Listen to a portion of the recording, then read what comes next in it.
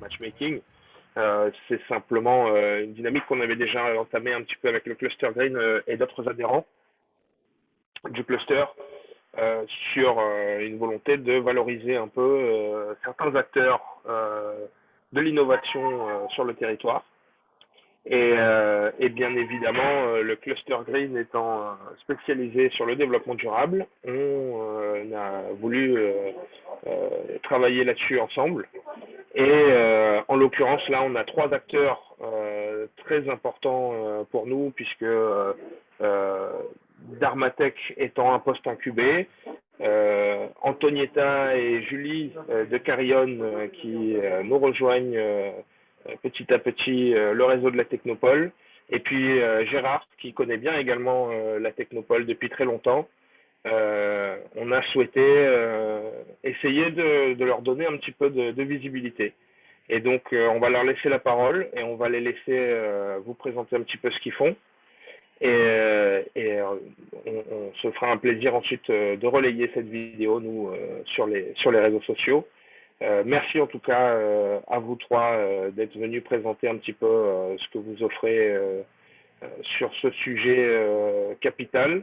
Et puis, merci également au Cluster Green et surtout, on a M. Gaborio qui nous rejoint à la direction et à la présidence de la Technopole de nous permettre de mettre en avant tous ces acteurs de l'innovation. Alors, du coup, Antonietta et Julie, je vais vous laisser prendre la main. Très bien. Alors, je vais partager mon écran. Et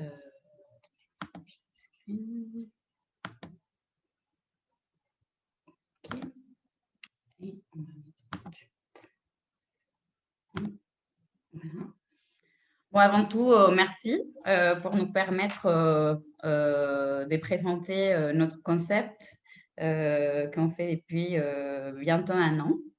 Et pour vous rentrer dans les vifs du sujet, je vous ai préparé une petite, un petit pêle-mêle de photos pour vous ouvrir un petit peu l'appétit pour ce midi. Mais avant tout, c'est pour aussi vous poser la question, qu'est-ce que vous voyez quand je vous présente ces photos? S'il y a quelques-uns d'entre vous qui veulent participer avec votre micro. Des lunchbox. Pas de midi. Ok, donc des repas de midi, des barquettes, super. Différentes barquettes. D'autres choses, pardon? Ouais. Comme plastique. Oui, très bien. Bon, je veux pas aller plus loin parce qu'effectivement, vous avez dit le principal. Des barquettes, des repas le midi. Donc, on déjeune tous les midis. La plupart d'entre nous, on a l'habitude de prendre des repas importés parce que on travaille, on a une vie active, etc., etc. Et on n'a pas forcément le temps de préparer chez nous. Mais, attendez. Donc, pour nous, la partie la plus importante, c'est de vous présenter ces chiffres. Parce qu'à La Réunion, on estime que 80 000 repas sont servis de manière quotidienne dans des contenants jetables. Ce qui fait, à la fin de l'année, à peu près 900 tonnes de déchets par an. Et ce sont des déchets qui peuvent être facilement substitués par d'autres contenants plus durables. La seule chose qui nous reste à faire, c'est d'échanger un petit peu nos habitudes, chose qui est des fois un peu plus compliquée. Donc, nous, Carrion, comme vous l'avez bien vu dans notre logo, c'est la barquette consignée, mais pas que, c'est aussi une barquette réutilisable. Et notre objectif est de réduire la quantité de déchets générés lors des repas importés. Donc, essayer de supprimer ces 80 000 barquettes quotidiennes par des contenants un peu plus durables, réutilisables et donc consignés. Quand on parle de la consigne, je vais vous expliquer un peu après les fonctionnements, mais c'est quelque chose qu'on connaît depuis longtemps à La Réunion, on le connaît bien avec la consigne de bouteilles, quand on rend notre dodo pour qu'elle soit remployée. Donc, qu'est-ce que c'est Carrion? Bon, avant tout, Carrion est une alternative durable aux contenants à usage unique. Aussi, ce sont des contenants en verre. Donc, comme son en verre, on pourra les réutiliser, les remployer plusieurs ou beaucoup de fois. Ils sont des contenants fabriqués en France. Nous avons cherché pendant très longtemps des contenants adaptés à nos habitudes à La Réunion. D'abord localement, puis dans la zone océan Indien, mais malheureusement, nous n'avons pas trouvé une usine ou une source pour ce type de contenants. Donc, on s'est rabattu en France où on a un savoir-faire au niveau du verre et on a choisi un des 3 fabricants français.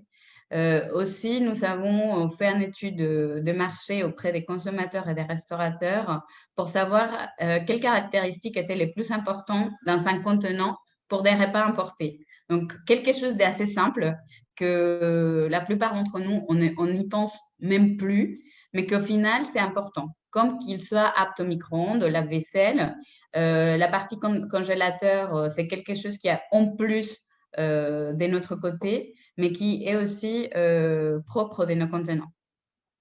Après aussi, on a demandé aux consommateurs et aux restaurateurs, au niveau des formats, si c'était important pour eux. Et oui, on a une variété très large des types de repas les midis, surtout aujourd'hui. On ne mange pas que des caries à La Réunion, on mange aussi des salades, des pâtes, des quiches, etc. Et pour tout ça, il y a des contenants adaptés. Pour les restaurateurs, ça, c'est très important parce que ça va impacter la façon dont ils vont servir, leur marge et plusieurs facteurs qui vont influencer la façon dont ils vendent leur repas. Et puis, pour les consommateurs, il faut que ça soit adapté à manger, à les nettoyer et à les réutiliser. Donc, c'est pour ça qu'on a plusieurs formats disponibles en fonction du type de repas. Mais surtout, ils sont disponibles dans un réseau de restaurateurs engagés. Pourquoi engagés? Parce que ce sont des restaurateurs qui, aujourd'hui, se rendent compte qu'effectivement, la vente importée génère beaucoup de déchets et ils ont envie aussi de rentrer dans un mode où ils peuvent faire quelque chose, ils peuvent éviter des déchets ou apporter quelque chose à l'environnement. Donc, ce sont des restaurateurs engagés, mais pas que. Chez Carrion, on a aussi, on est en train de développer un réseau des restaurateurs engagés. Nous avons déjà aujourd'hui 35 restaurateurs, mais aussi des acteurs écosensibles, c'est-à-dire des consommateurs, et des entreprises et des organismes publics. Donc, des entreprises qui s'engagent à travers leur politique RSE dans des activités beaucoup plus durables et liées toujours à la protection de l'environnement. Et donc, c'est un écosystème pour nous, Carrion, qui est très important des 3 acteurs, les consommateurs, les restaurateurs et les entreprises.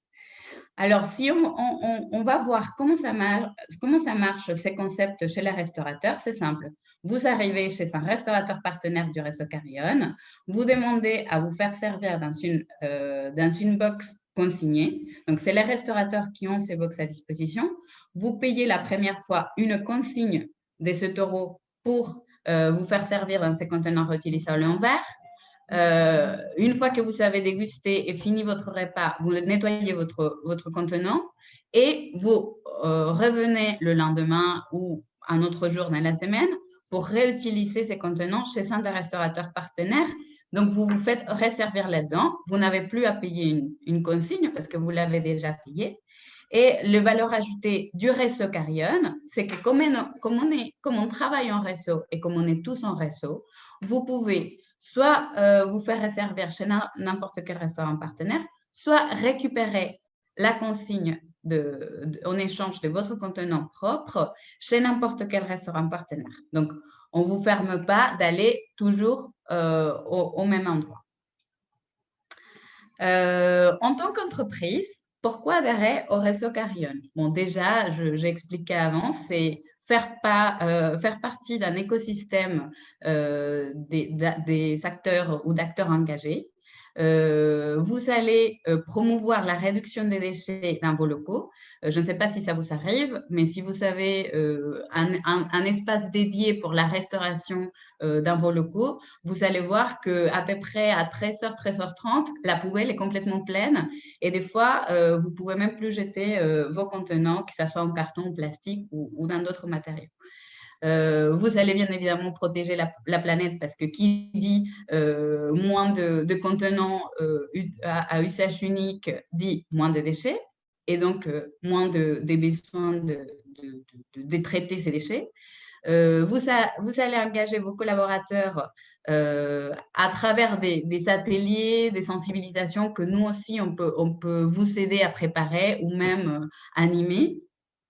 Et finalement, aussi, vous allez valoriser votre image encore plus en adoptant des gestes simples pour aller un peu plus dans un système de consommation plus durable. Et comment vous pouvez adhérer au réseau Carillon? Bon, déjà, nous, on a un pack d'entrée où vous pouvez acheter des contenants personnalisés avec votre logo ou comme vous les souhaitez pour vos collaborateurs. C'est important pour nous de vous dire que ces contenants personnalisés vont être personnalisés par un artiste local. Donc, nous, on est toujours dans l'économie circulaire, dans les soutiens à tous les acteurs locaux. CEPAC aussi va comprendre une campagne de sensibilisation auprès de vos collaborateurs, que ce soit de façon virtuelle ou présentielle. Et puis, bien évidemment, nous, on va aller, on s'engage à aller parler avec les restaurateurs habituels autour de vos locaux ou là où vos collaborateurs ont l'habitude de se restaurer pour que d'une, ils acceptent de servir dans ces contenants, que ça ne soit pas nouveau pour eux, parce que, comme je vous ai dit, pour la plupart des restaurateurs, c'est important les formats, la taille, les litrages. Et puis, pourquoi pas aussi rentrer dans les réseaux des restaurateurs Carillon.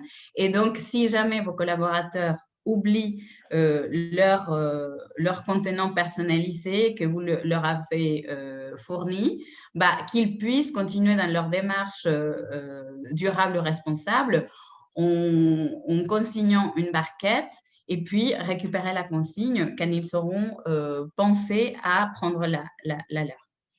Donc voilà, bon, qui sommes-nous? Rapidement, Julie, Antonietta, nous avons changé beaucoup nos habitudes de consommation depuis plusieurs années et on s'est rendu compte que des alternatives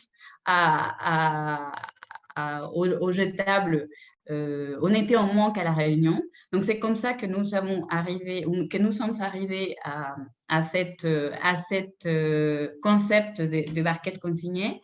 Nous sommes convaincus que le changement des habitudes des consommations de chacun d'entre nous vont construire une société plus équitable, plus respectueuse de l'environnement. Voilà, Carillon, la barquette consignée. Donc, si vous avez des questions ou vous êtes intéressé, vous voulez connaître un peu plus, vous pouvez nous envoyer un petit mail sur contact@carillon.re ou aller directement sur notre site internet pour voir un peu plus où on est aujourd'hui, qui sont nos restaurants partenaires et connaître un peu plus sur nous. Voilà.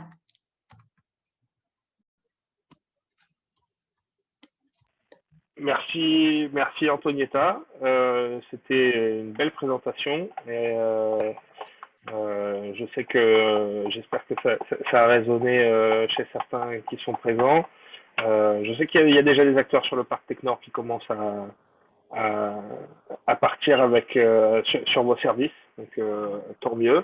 Et d'ailleurs, moi je suis en train de me poser la question, est-ce que vous avez déjà envisagé aussi de voir avec les services de livraison tels que Please par exemple, qui est directement passé par eux pour toucher les restaurateurs et les acteurs, enfin les consommateurs, pardon. Oui, tout à fait. Avec Plis, on a déjà eu un premier contact. Donc, on est en discussion avec eux. Et puis, effectivement, un des restaurateurs de la zone de la Technopole Nord, les Jardins Gourmands, ils sont déjà effectivement engagés et dans les réseaux des restaurateurs Carrion. Donc, si jamais vous êtes dans les coins et vous déjeunez chez eux, vous pouvez bien évidemment passer les voir et prendre une barquette consignée pour éviter les déchets. Ça marche, merci. Moi, j'ai quelque chose à dire. Je ne sais pas si j'ai… Vas-y, Sandrine. Ouais, hier, le Cluster Green a intervenu lors d'une conférence, lors d'un atelier de travail organisé par la CPME sur l'économie de la fonctionnalité. Et du coup, j'ai essayé de présenter Carrion, bon, pas autant que vous, mais typiquement, ce que vous proposez, ça entre dans l'économie de la fonctionnalité. Et finalement, tous les acteurs qui étaient autour de la table connaissaient déjà Carrion et sont convaincus par votre concept. Là où je me pose juste des questions, c'est comment ça fonctionne pour les entreprises à l'heure actuelle, comment faire pour pour vous solliciter et tout ça. Alors, merci beaucoup, Sandrine. Effectivement, pour les entreprises, ils peuvent nous contacter directement. C'est vrai que chaque entreprise a une façon d'opérer différente. Donc, nous, on va s'adapter à chacune des entreprises. Aujourd'hui, on travaille déjà avec 5 entreprises à qui on a fourni des contenants personnalisés directement pour tous leurs collaborateurs. Et comme j'ai expliqué dans mon dernier slide, nous, on va faire un travail à 360 degrés avec l'entreprise. Donc, on va leur accompagner pour que les collaborateurs comprennent pourquoi on est en train de faire ça, pourquoi c'est important de réduire les déchets. Il y a des déchets qui sont beaucoup plus simples, si je peux le mettre avec ces termes, d'éviter que d'autres, parce qu'on a tous une box ou un Tupperware ou une barquette chez nous, mais il faut y penser. Donc, nous, ce qu'on fait, c'est on met en place des outils comme les barquettes ou les contenants en verre chez les restaurateurs pour qu'on n'ait plus à utiliser un contenant à usage unique, qu'on puisse les consigner et qu'on puisse les rendre quand on va penser à un autre. Donc, tous ces travaux de sensibilisation avec les collaborateurs et avec les entreprises, on va accompagner pour que petit à petit, ces habitudes de consommation changent. C'est une habitude de consommation et toute habitude va prendre un petit peu de temps à se mettre en place. Pour certains, va être beaucoup plus simple que pour d'autres, mais l'objectif, c'est d'être là. Et comment on va être là? On va aller sensibiliser les restaurateurs qui sont autour de cette entreprise ou de ces locaux de l'entreprise pour que les consommateurs, donc les collaborateurs, puissent le voir de plus en plus et donc puissent y penser à prendre leur propre barquette et donc éviter ces déchets. Donc, on va dire, c'est le premier pas dans lesquels on va accompagner les entreprises. Après, on peut faire aussi des ateliers de sensibilisation un peu plus poussés en fonction du niveau des sensibilisations des collaborateurs, mais tout ça, c'est travail main à la main avec l'entreprise directement. Donc, si vous avez des entreprises, des contacts ou vous-même vous êtes intéressé, n'hésitez pas à nous envoyer un petit mail sur contact@carrion.re. Et puis, on va prendre contact tout de suite avec vous pour savoir comment on peut mieux vous accompagner. D'accord. Nous, au niveau de l'équipe du SICA Cluster Green, on a tous pris une barquette lors du salon de l'écologie. Mais c'est tellement joli là qu'on a peur de le salir maintenant, tu vois. Ouais, mais oui. Ça, c'est là bien, t'inquiète pas. Ouais. D'accord. Ok, s'il n'y a pas d'autres questions, on va enchaîner avec Stéphane. Stéphane, je vais partager mon écran avec ta présentation. Deux petites Merci secondes, le temps beaucoup. que Stéphane, en direct de la métropole. Voilà, tout à fait. Qui Bon, ont là où je suis, il fait 5 degrés, donc j'ai un petit col roulé. Hein. J'espère que vous m'en voudrez pas. Je ne sais pas si tu arrives à partager, effectivement. Là. Alors, en guise d'introduction, d'abord, je voulais remercier effectivement la Technopole et le Cluster Green de cette invitation. Nous, on a eu l'opportunité exceptionnelle d'être incubé au sein de la Technopole de 2017 à 2019. C'est vrai que c'est une très belle opportunité. Pourquoi? Parce que ça permet je veux dire, de mettre les choses dans le bon ordre, parce que quand on est dans l'innovation, la richesse des projets qui sont présentés là en témoigne. Quand on est dans l'innovation, on a un peu tendance à partir dans tous les sens, parce qu'on est multitâche, on fait plein de choses, et c'est vrai qu'être adossé à des institutions comme la Technopole, c'est extrêmement important. On en a bénéficié, on continue à en bénéficier maintenant en tant qu'adhérent, et c'est vrai que ça nous permet de rencontrer des acteurs de toute nature. Et la matinée qu'on partage ce matin en témoigne, avec en permanence la possibilité de présenter ce que nous faisons et d'aller dans le bon sens de la transition écologique. Alors nous, j'ai choisi de faire une petite présentation en 2 diapos, parce que les images disent plus que les mots. Nous, on fait de la végétalisation des bâtiments, donc l'enjeu étant, dans un premier temps, de faire du beau, mais aussi du bien. C'est un petit peu le kalos kagatos grec. On a 15 ans d'expérience. Hein, mon associé Benoît, qui est l'inventeur du procédé, qui a été breveté en 2019 grâce au travail avec la Technopole et l'Université de la Réunion, a une quinzaine d'années d'expérience dans ce domaine, et en fait, au fil du temps, on a souhaité, à partir de 2015, travailler sur les effets bénéfiques de la végétalisation des bâtiments.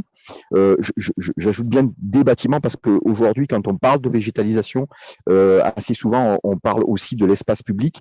Nous, on est concentré sur les bâtiments, et donc on a inventé une seconde peau végétale que l'on est capable de mettre sur n'importe quel type de bâtiment, aussi bien en façade qu'en toiture, sans limite d'inclinaison. Et ça fait vraiment partie de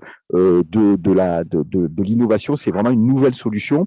Pourquoi? Parce que les travaux que nous avons conduits au sein de la Technopole et avec l'université visaient en fait à réduire les écueils qui, jusqu'à présent, freinaient le développement massif de la végétalisation des bâtiments. Pour dire les choses assez simplement, la végétalisation des bâtiments, c'est en termes de performance économique et écologique très éprouvé. Hein. Ça fait des millénaires que l'on utilise la nature pour se protéger du froid ou pour se protéger de la chaleur. Mais dans les dernières décennies, cette végétalisation massive des bâtiments a buté contre un certain nombre de difficultés. Et au sein de l'incubation, nous, on a cherché à les réduire ou à les éliminer. Par exemple, la problématique du poids, la problématique des infiltrations d'eau, la problématique des racines qui sont capables de détruire n'importe quel type d'édifice. Tout ça, ça fait partie des choses que l'on a étudiées et sur lesquelles on a apporté des éléments de réponse. Et aujourd'hui, on fait donc des réalisations depuis 2019. On a commencé à mettre l'innovation sur le marché. On fait des réalisations de différentes natures. Là, vous avez 4 images qui illustrent bien ce qu'on est en capacité de faire, particulièrement la toiture qui est en haut à droite. Et tout ça nous permet aujourd'hui d'avoir une perspective de développement et de marché qui est importante, hein, puisqu'on se déploie évidemment à La Réunion, mais on a commencé aussi à se déployer en métropole avec un modèle économique qui aujourd'hui intéresse particulièrement les territoires. Alors, évidemment, dans la période qu'on a connue ces 20 derniers mois avec la pandémie et toutes les problématiques autour de l'autonomie, autour de la résilience des territoires, autour finalement d'un développement territorial très localisé, très sédentarisé, on est complètement dans cette logique. François, si tu veux bien passer à la deuxième diapo, peut-être.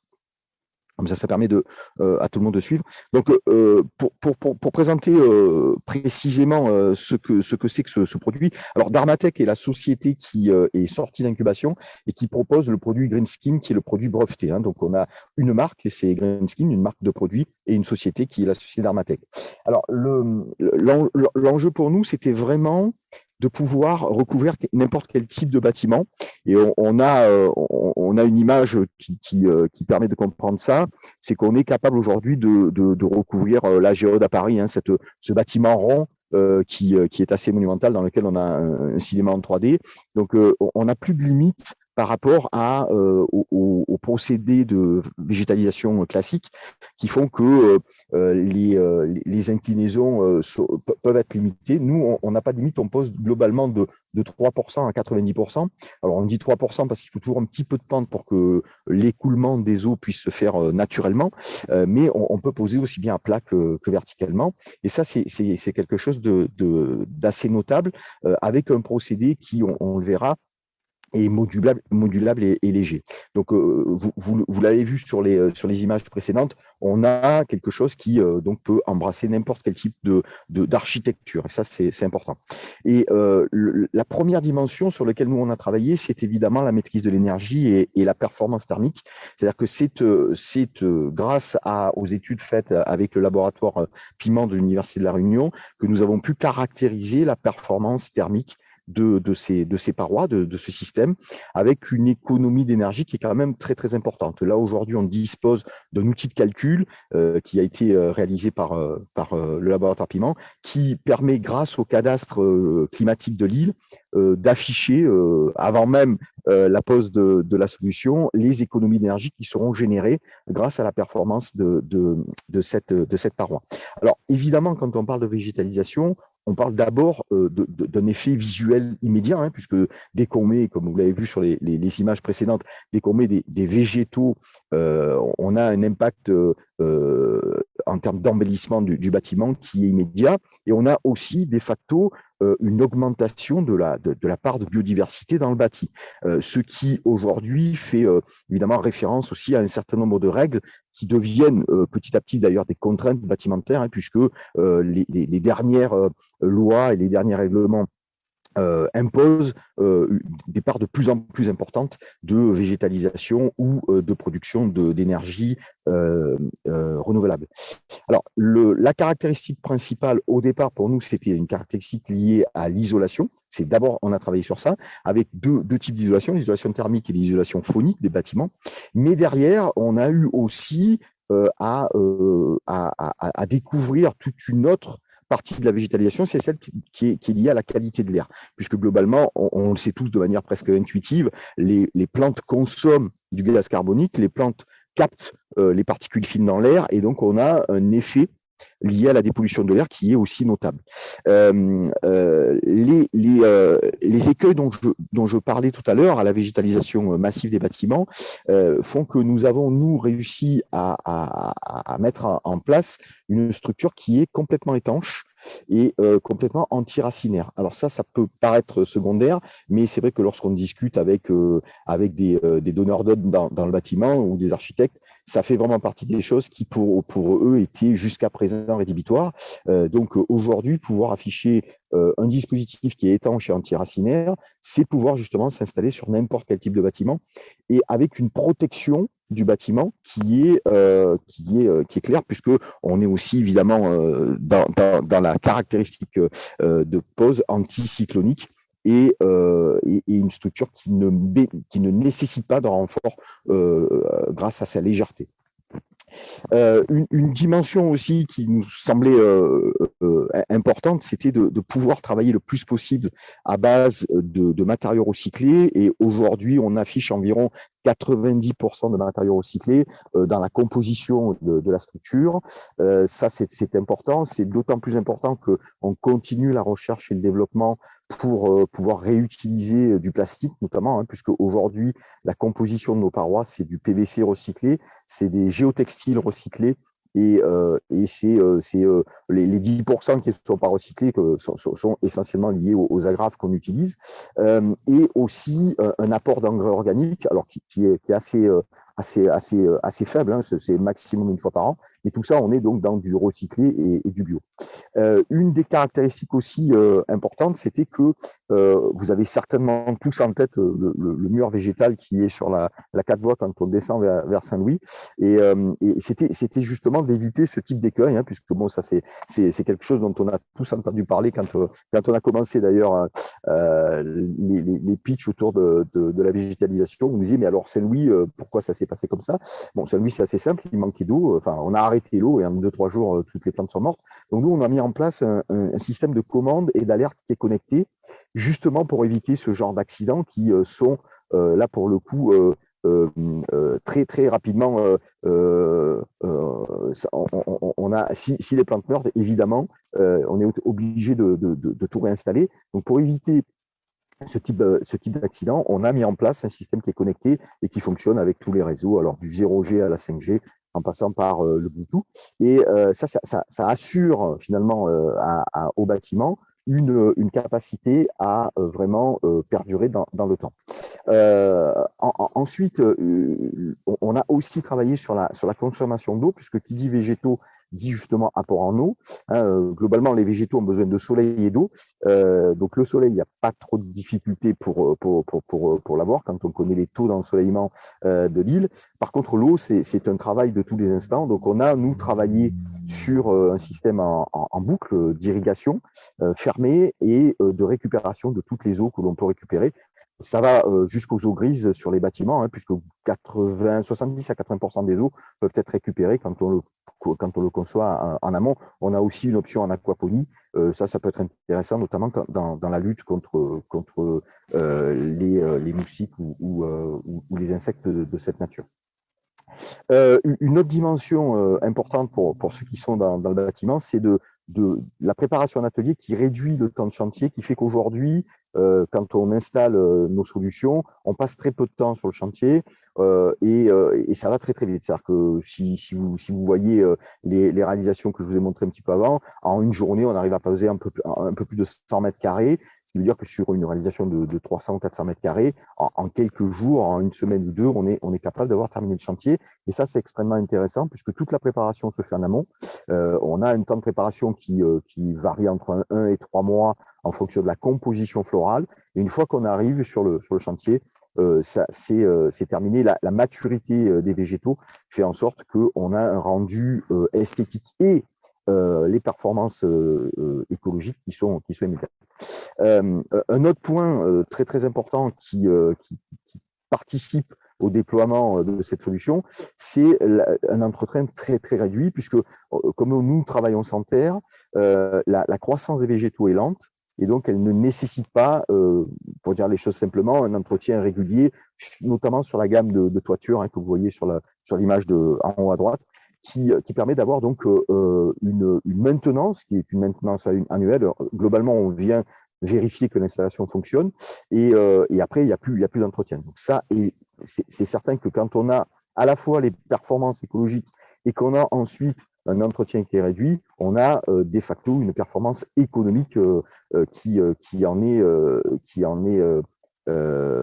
d'autant plus intéressant.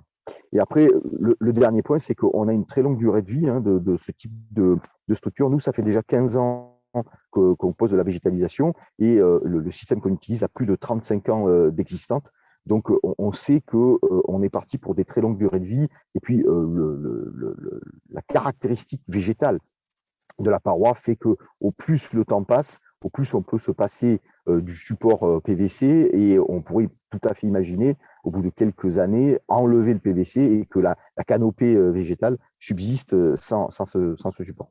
Et enfin, pour terminer, parce que je crois que c'est important, hein, c'est toujours un des éléments déterminants, nous sommes engagés depuis 2020 dans un processus qui est européen, hein, et qui chez nous porte le nom de France Relance, et que aujourd'hui tous les acteurs, à commencer par les acteurs publics, la Caisse des dépôts, la BPI, l'ADEME, sont des acteurs qui participent au financement de solutions de ce type, et que dans les nouveaux textes comme la réglementation 2020, on est aujourd'hui éligible à tous les dispositifs. pour le secteur public comme pour le secteur privé. Nous, sur l'île de la Réunion, BPI, jusqu'à maintenant, finançait grâce à une subvention les travaux à hauteur de jusqu'à 100 000 euros. Donc, ça fait vraiment référence à cette volonté affichée dans notre pays et particulièrement dans notre île d'apporter des solutions aux problématiques de réchauffement et globalement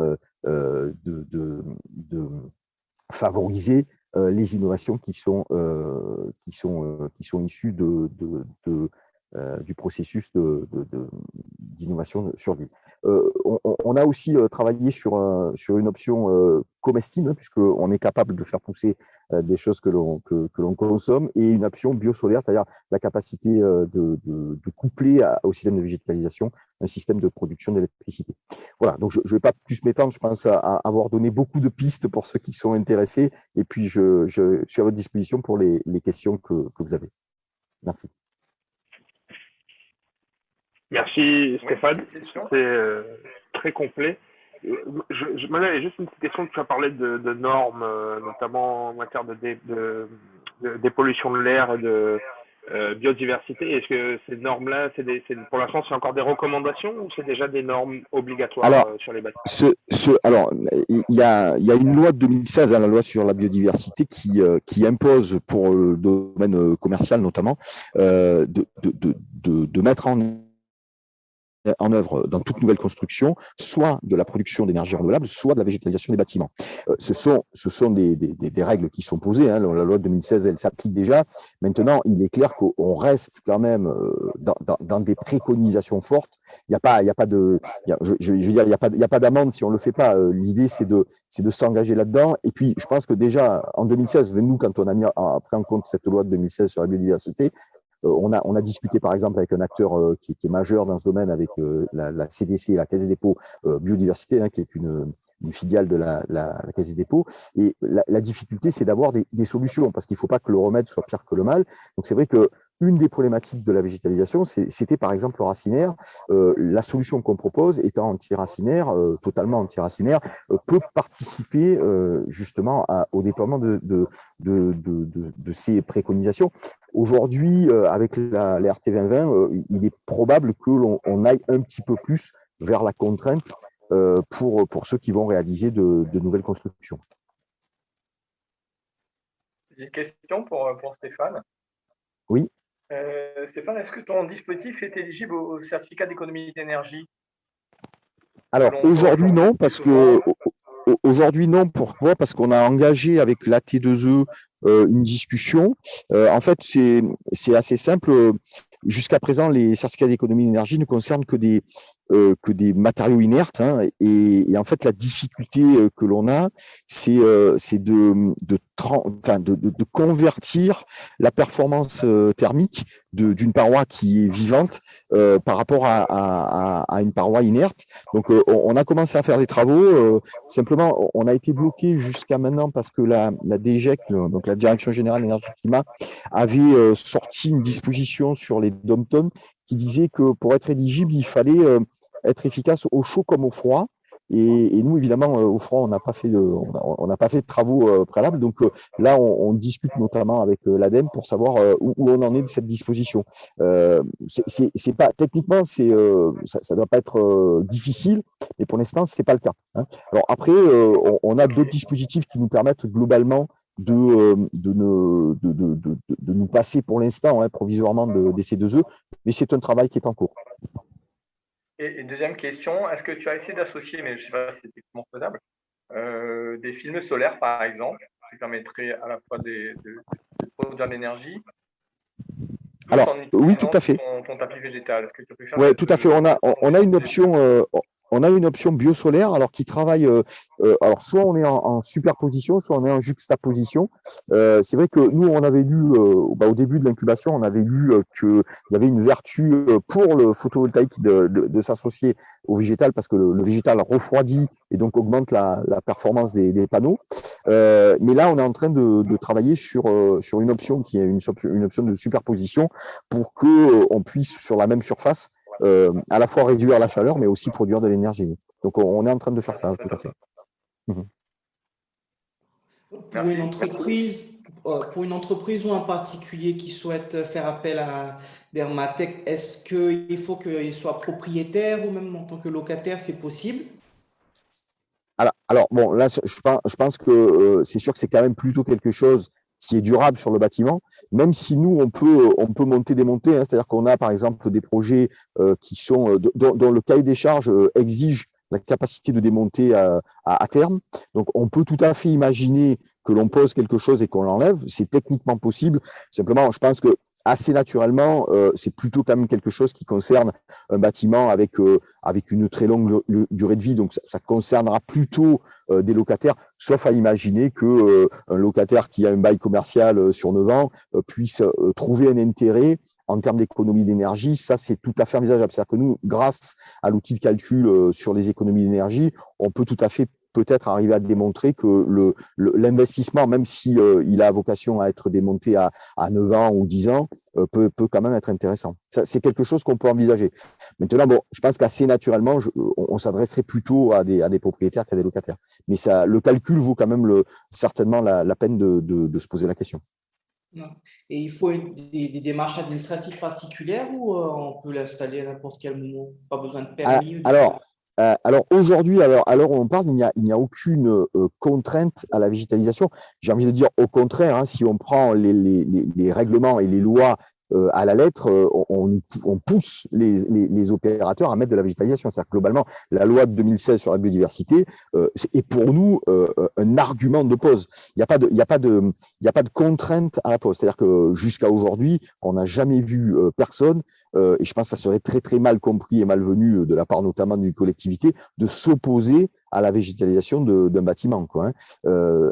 Et quelle que soit d'ailleurs la destination, que ce soit pour de l'embellissement ou pour de la performance écologique, aujourd'hui on est plutôt dans la tendance contraire à augmenter les mètres carrés végétalisés, notamment en ville.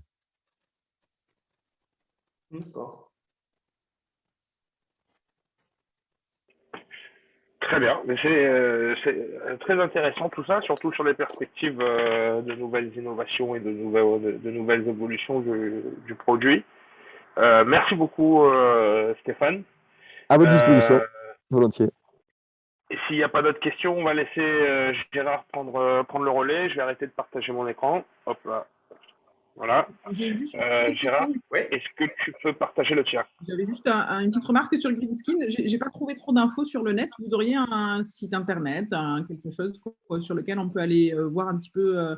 Alors, pour l'instant, on a uniquement une page LinkedIn, puisqu'on est en train de travailler sur la création de notre site internet.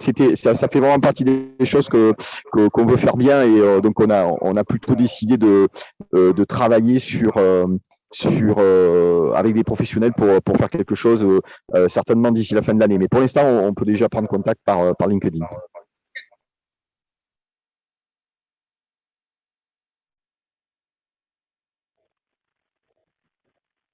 Super. Gérard, c'est parti? Oui. Donc, vous m'entendez tous? On t'entend. Oui, Ouais. donc, bonjour à tous. Bien entendu, je te remercier donc la Technopole ainsi que Cluster Green pour l'invitation à ce matchmaking. Un petit clin d'œil aussi aux autres participants, puisque j'ai eu l'occasion de rencontrer Antonietta sur le salon de l'écologie en faisant la queue pour manger à midi aux différents food trucks qui étaient présents au salon. Et j'ai pu aussi rencontrer Benoît Dumortier de Dermatech. Il me semble que vous avez un projet de déploiement de motos électriques. Ce sera avec un plaisir qu'on vous assistera sur cette mobilité électrique. Donc aujourd'hui, effectivement, je vais vous présenter donc EasyDrive. Donc EasyDrive est le premier réseau de bornes de recharge dans les DROM, dans les départements des régions d'outre-mer. Et le concept, c'est de déployer des bornes de recharge pour voitures électriques, mais à énergie solaire, à compensation solaire. Le constat aujourd'hui dans notre territoire est que, par exemple à La Réunion, l'électricité, si vous ne le savez pas, est à 15% d'origine solaire dans le mix énergétique. Malheureusement, encore aujourd'hui dominée par le fossile à pratiquement 2/3 de la production. Et de ce fait, on ne conçoit pas, nous, en tant qu'acteurs de la transition énergétique, d'associer la mobilité électrique à une énergie qui serait d'origine sale. Donc, on voulait absolument miser sur ce duo gagnant bornes de recharge, voitures électriques, énergie solaire. Donc ça fait partie de notre ADN. Et le concept, d'ailleurs, vient d'un homme, hein, vient de la Martinique, en l'occurrence, a été déployé en Guadeloupe, en Guyane depuis 2015, et arrive depuis juin 2021 à La Réunion, et souvent en même temps en métropole, par le biais de la station F à Paris. Donc, Green Technology, qui est un peu notre maison mère, nous en sommes donc 2 salariés à La Réunion, pour Easy Drive Réunion.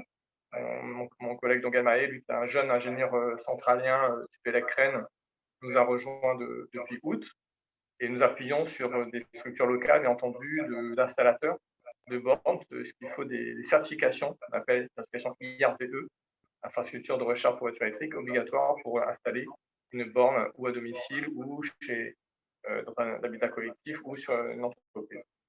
Et nos locaux, nous sommes installés à l'usine Balsea, donc à Sainte-Marie. Alors concrètement, ça c'est un petit peu l'essentiel de notre offre de service. Donc avant tout, on est un bureau d'études techniques donc, qui permettra de vous accompagner dans tout ce qui est audit de la maîtrise de l'énergie, tout ce qui est étude de faisabilité sur le panneau photovoltaïque, sur le solaire, comme sur les infrastructures de recharge, donc de bornes de recharge.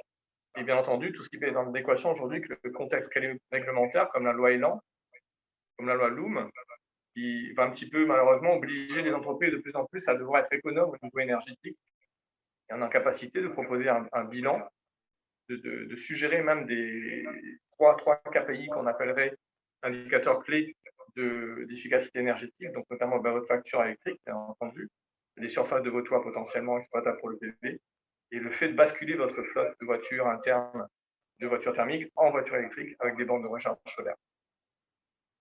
Donc on maîtrise effectivement tous ces domaines en tant que tel. Donc ça, c'est un peu notre cercle vertueux et les différentes qualifications que l'on a à cet effet pour être donc éligible et certifiable à tous les niveaux de la maîtrise de l'énergie. Au niveau de nos Green Awards, effectivement, il y a eu quand même pas mal de distinctions qui étaient données à Green Technology, et notamment la dernière, BPI pour la Vivatech avait invité Green Technology comme étant dans le top 20 d'entreprises de la transition énergétique. Donc, ce qui n'est pas à négliger. Et encore une fois aussi, notre présence cette année à la station F à Paris pour tenter de déployer notre réseau en métropole. Donc ça, ce sont nos références en tant que telles. Beaucoup de sociétés, en tout cas, ont fait appel notamment aux Antilles, Guyane, dans la zone Caraïbe, sur le contexte. Ça plaît beaucoup. C'est dans la mouvance aujourd'hui du durable. Et on propose effectivement une solution vertueuse en tant que telle pour associer la mobilité électrique aux îles et avec une énergie effectivement d'origine verte. Alors ça, pour vous montrer un petit peu le concept de nos structures, donc on s'appuie sur des ombrières solaires, des carports, tels que vous le voyez, qui peuvent abriter donc des véhicules en stationnement afin de leur permettre d'effectuer la recharge. Alors, pour vous donner alors d'idée sur la Réunion, 69% des taux de CO2 viennent et sont issus du domaine du transport. Donc pour nous, en tant que domaine insulaire, c'est-à-dire qu'on a vu un challenge à relever que de décarboner notre mobilité. Et elle n'est pas que routière, hein. Elle touche aussi les poids lourds, elle touche aussi les navires, elle touche aussi les avions en tant que tel. Donc c'est vraiment un domaine qu'on veut porter au devant et on veut vraiment sensibiliser les gens à cet effet. On peut être aujourd'hui un acteur très simplement en changeant de mobilité et en se rechargeant effectivement avec une électricité d'origine solaire. Donc ça, c'est pour vous montrer un peu un ordre d'idée d'une station, un global de stations photovoltaïques d'à peu près 1,5 MW crête de production permet globalement de générer 14 500 000 km par an de déplacement vert. Je rappelle que la voiture électrique est sans émission à l'usage, aussi bien sonore que au niveau de la santé publique, il n'y a pas d'émanation de particules et autres pour la santé et pour l'air. Alors concrètement, au niveau de notre choix au niveau local, c'est effectivement de déployer ce réseau de bornes à La Réunion, puisque le constat est le suivant. Hein. Globalement, à La Réunion, vous avez 3500 véhicules électriques qui roulent actuellement sur l'île, qui fait à peu près 1% des 350 000 véhicules en circulation en global, et que ce chiffre, par contre, double chaque année, c'est-à-dire que le parc électrique évolue et double chaque année, et est assez exponentiel. Je rappelle que l'Europe a déclaré que le véhicule thermique serait donc interdit à partir de 2035. qui signifie que dès 2030, les usines, les constructeurs ne construiront plus de voitures thermiques à court terme, donc c'est dans moins de 9 ans. Et pour cela, il faut se préparer aussi à accompagner de futurs utilisateurs avec un réseau de bornes qui soit fiable, qui soit performant, qui soit effectivement fonctionnel. Malheureusement, aujourd'hui, sur l'île, comme un peu partout sur les territoires, on a un constat que les 2 tiers des bornes actuellement accessibles sont hors service parce que non maintenues, souvent parce qu'il y a un schéma économique de gratuité, et que l'opérateur, effectivement, ne propose pas de service de qualité à la clé. Donc, on souhaite nous changer en tant que tel pour proposer un réseau de bornes performant à l'image de l'expérience utilisateur qui soit bénéfique. Donc, le concept était très simple. Vous avez donc effectivement des cartes sans contact qui vous permettront de charger, de déclencher la charge, ainsi qu'une application sur laquelle effectivement vous pourrez vous connecter. Et nos bornes sont interconnectées, sont donc sur une plateforme informatisée qui permettent de les gérer à distance et de pouvoir effectivement vous proposer tout un ensemble d'offres de services, de réservation à distance, de location. Tout type effectivement de scénario peut être envisagé, donc que ce soit pour l'utilisateur de type particulier, pour le salarié d'une entreprise, comme pour la personne qui habiterait en collectif, effectivement en un immeuble. Je rappelle que dans ce cadre de l'immeuble collectif, on a un environnement juridique qui est en faveur du locataire, puisqu'il y a ce qu'on appelle le droit à la prise, qui est une loi qui oblige un petit peu au conseil syndical à ne pas s'opposer à une demande d'une borne de recharge au sein d'un immeuble. Et je crois même que le délai s'est raccourci de 6 à 3 mois pour que les choses aillent encore plus vite et débloquent un peu cette situation où beaucoup de gens en immeuble craignent de passer par le véhicule ne sachant pas comment se recharger alors qu'il y a un environnement juridique en leur faveur et que beaucoup ne connaissent pas. Voilà. Ben, pour moi, j'ai terminé au niveau de la présentation. Donc, si vous avez des questions, n'hésitez pas. Du coup, en combien de temps que vous êtes capable de vous mobiliser pour venir faire un audit des possibilités sur place? Oui, excusez-moi. Oui, je demandais que pour faciliter la mise en place, je suppose que vous venez faire un audit dans un premier temps. En combien de temps, combien de temps il peut y avoir entre la demande et du coup le résultat de l'audit et ensuite le démarrage d'un projet, d'une installation? Ça peut simplifier.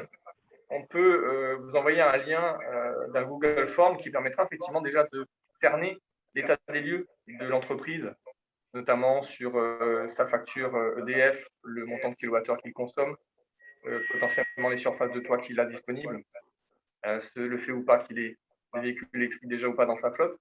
Et nous, on a des moulinettes qui nous permettent effectivement, selon les profils qu'on a déjà engrangés, de donner un petit peu un profil type tertiaire, consommation particulière, où on va pouvoir effectivement proposer à ce moment-là des solutions d'économie d'énergie sur ces 2 points que sont la charge solaire et la production photovoltaïque, effectivement.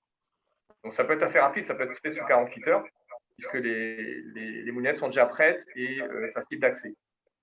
Il nous faut pour cela, en amont, effectivement, un certain nombre d'éléments que la personne va devoir chiffrer ou quantifier. Après, effectivement, deuxième étape sera de consolider cette première hypothèse par une visite sur site. Une visite sur site, effectivement, où on confrontera les données que l'on a récupérées par le Google Form et la réalité de terrain, avec effectivement une visite de visu pour constater de tel ou tel potentiel que l'on peut suggérer en termes d'économie d'énergie sur le bâtiment. Donc, grosso modo, on va dire, pour le premier appel, c'est sous 48 heures, 72 heures, et une étude après plus complète serait autour d'1 à 2 semaines en moyenne. Par site. D'accord, c'est probablement l'option la plus rapide pour ce type de service actuellement, je pense, en tout cas à La Réunion. Oui, du moins la maîtrise des 3 domaines qui est la facture EDF, le PV et les bornes est assez innovante en tant que telle, puisque souvent vous verrez des solaristes d'un côté, des poseurs de bornes de l'autre, mais le mix des deux c'est assez rare. Et en plus, ayant aussi la maîtrise de tout ce qui concerne l'énergie. Bon, c'est vrai que la force de Green Technology, c'est d'avoir cette capacité d'ingénierie à la base en tant que bureau d'études techniques qui nous permet de maîtriser et d'avoir des outils déjà prêts à cet effet pour les audits et pour les études de faisabilité. Mm. On ne part pas de zéro, on se rend compte que ce que l'on retrouve en Martinique, on le retrouve à La Réunion et vice-versa. On est quand même expert dans le domaine des ZNI. Je rappelle que tous ces territoires insulaires ont le même socle, ont des zones non interconnectées, on n'a qu'un seul fournisseur, enfin, du moins, un seul opérateur d'énergie qui est EDF. Et c'est quand même des certaines particularités. On n'a pas de choix possible de changer de fournisseur d'énergie aujourd'hui à La Réunion, sur les autres îles. Mm. Donc, on se doit de trouver d'autres solutions en termes d'économie d'énergie. Et du coup, tu parles d'un réseau de bornes géolocalisées, donc je suppose que en tant qu'utilisateur EasyDrive, j'ai accès à plusieurs bornes EasyDrive. Mais par exemple, moi je suis un professionnel, je fais installer des bornes EasyDrive sur mon parking. Est-ce que ça veut dire que tous les utilisateurs EasyDrive ont aussi accès à mes bornes à moi que j'ai fait installer pour mes employés sur mon parking? Alors, tu as trois statuts en fin de compte sur les bornes que l'on peut déployer. Soit ce sont des bornes privatives, et à ce moment-là, elles sont réservées à l'utilisateur et souvent au propriétaire du compteur électrique auquel la borne sera raccordée. C'est la plupart du temps le cas pour des bornes privées chez soi ou pour les sociétés, par exemple. Tu as un deuxième statut qui est la borne partagée, un mix de privatif et de partage qui permet effectivement d'ouvrir la borne à des gens autres que le propriétaire de l'abonnement EDF. Ça peut être le cas là aussi dans le cadre d'une entreprise ou dans le cadre notamment des copros des immeubles, donc restreint à l'utilisation donc des locataires ou des salariés d'une entreprise.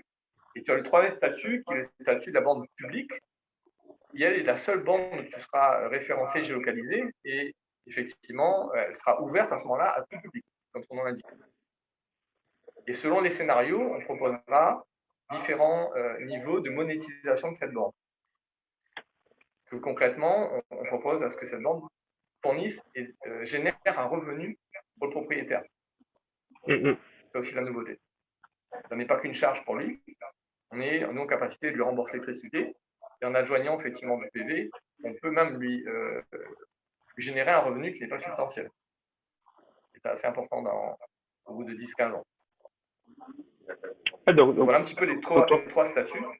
Donc, seuls effectivement les bornes publiques seront géolocalisées, référencées, que tu pourras effectivement trouver avec ton application en tant que telle. Donc aujourd'hui, pour te donner un ordre à La Réunion, tu as à peu près aujourd'hui 150 bornes publiques déployées. Malheureusement, dont les 2 tiers sont HS, comme je le répète encore une fois.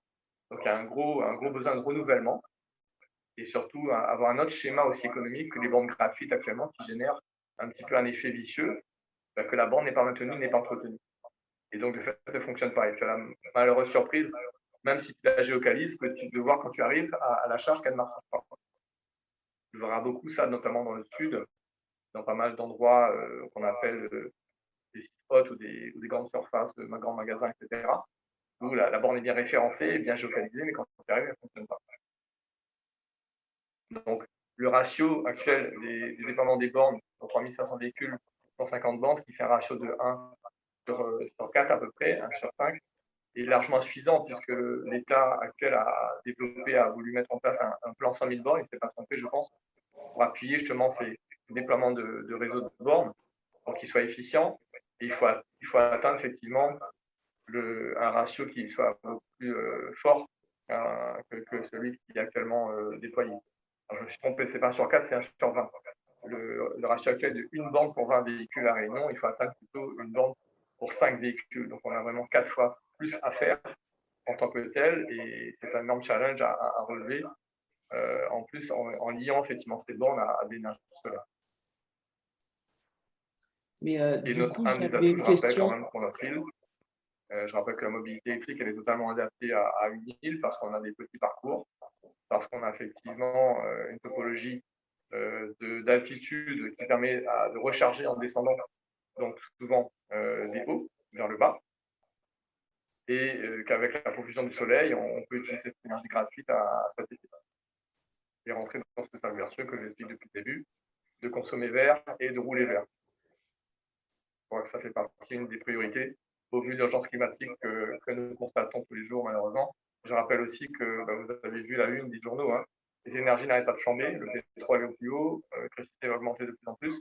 Donc, on pousse aussi, nous, à une certaine autonomie énergétique au niveau des habitations, comme des entreprises, pour qu'elles puissent effectivement ne plus trop dépendre de ce schéma pieds et mains liés aujourd'hui, des importations et autres. C'est un peu le challenge qu'on a relevé en tout cas. Et j'avais une question, Gérard, c'est quel genre de véhicule peut utiliser ces bornes-là, du coup?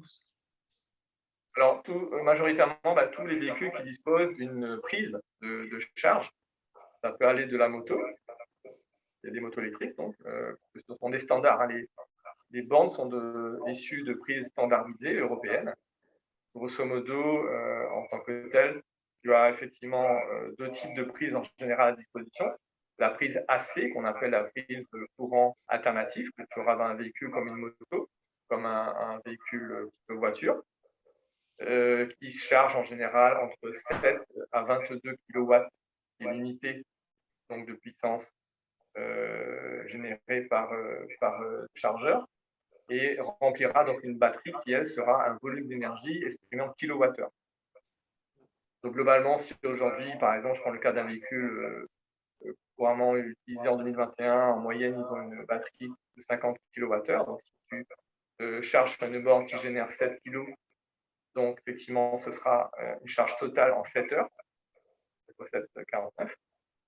Donc, la plupart du temps, tu rechargeras ton véhicule la nuit ou en journée sur un parking.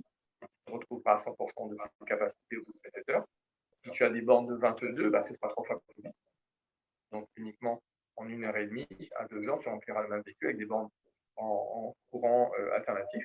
Et aujourd'hui, on voit poindre des réseaux dits bornes de charge rapide, qui là sont des courants continus, et où pour l'instant, seuls les véhicules à 4 roues disposent aussi d'un chargeur en interne en courant continu. Et là, on a des puissances qui s'envolent, hein, qui peuvent aller de 50 kW à 350, bien entendu, totalement inadapté à l'île, puisqu'on n'a pas besoin de surplus de puissance, mais en tout cas, déjà, on voit apparaître des bornes de 50 qui permettent, en 1 heure, de charger ton véhicule à 100%. Donc, les technologies évoluent de plus en plus, la RDS évolue aussi très très vite, pour que demain, nous ayons des batteries qui sont encore plus rapides à charger, composées d'éléments encore plus durables, et non pas extraits du minerai du sol, et avec effectivement peut-être même des technologies, on voit de plus en plus poindre ces technologies de charge qu'on appelle la conduction à induction. Tu n'as même plus à faire le geste de brancher la prise, la voiture elle-même directement se charge automatiquement via un socle sans que tu aies de manipulation. Donc c'est vraiment l'idéal. Je dirais que dans moins de 10 ans, les technologies vont très très fortement évoluer avec des usages qu'on n'apprend même pas aujourd'hui. On est encore aujourd'hui un peu avec le geste physique de brancher un peu comme on branche son smartphone, mais vous avez déjà l'utilisation d'un smartphone par induction, ça sera la même chose pour les voitures électriques demain.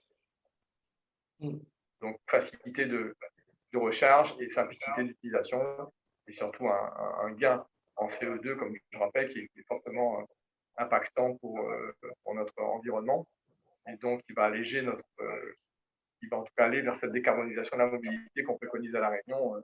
Je vous ai dit dans le jeu que c'était des fortes activités, en tout cas émettrices de CO2 et de NO2. Je rappelle aussi que les voitures thermiques ne font pas que émettre du CO2, elles émettent du dioxyde de carbone qui ne sont pas très bons pour nos poumons et notre santé. Je crois qu'il doit y avoir pratiquement autant de morts que le Covid a créé en maladie respiratoire dans le monde.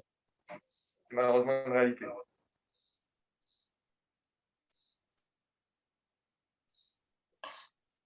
Donc voilà pour la présentation d'e-Drive et de son réseau de bornes à compensation solaire. Merci beaucoup Gérard. Merci à vous.